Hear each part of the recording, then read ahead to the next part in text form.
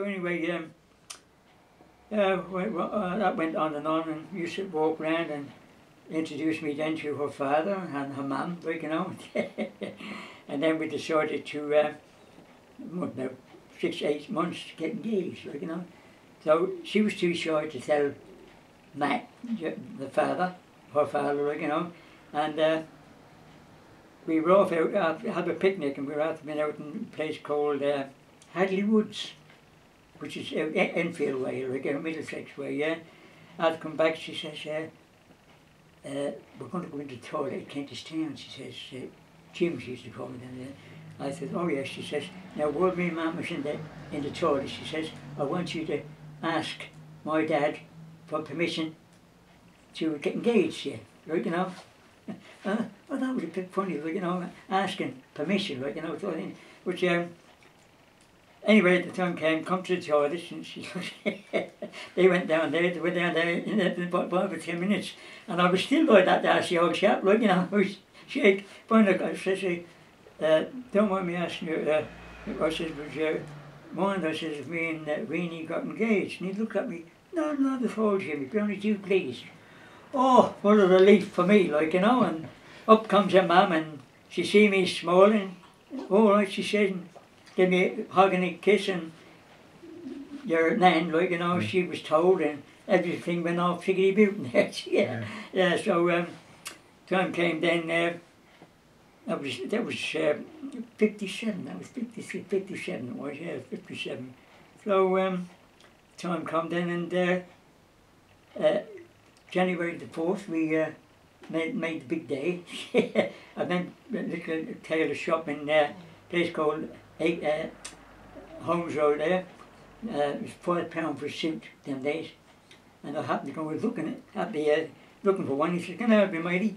I was in the old working gear boots, cement boots, and everything else. Yes, I'm thinking of getting married, but he says, "Do you know your size?" I said, "No, not offhand." I says, I don't want a dear one. I says, "Can I afford it?"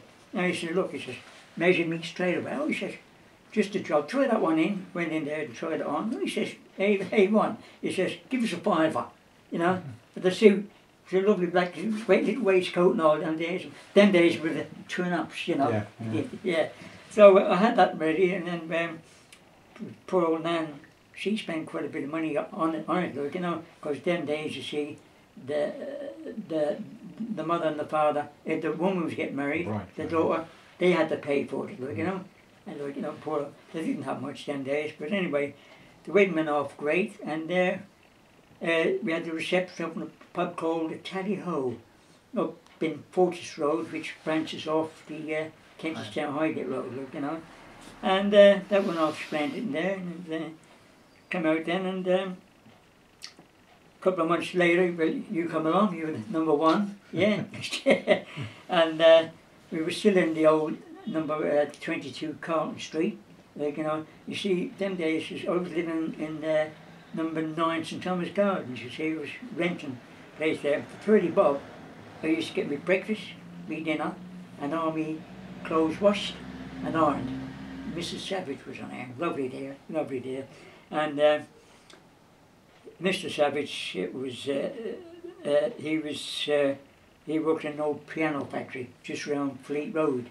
Yeah, and as I say, just before we got married, your man was walking around in this piano factory in Fleet Road, and old chap knocked me up about 6:15, 7:15. "You know?" I says, "Yeah, oh, mister."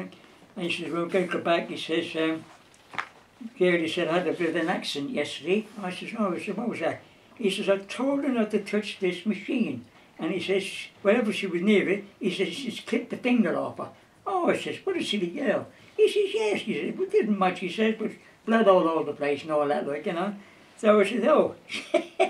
And next time I see your mum, she had a bandage around it. It was your mother. Like, you know, I could see the funny side of it, like, yeah.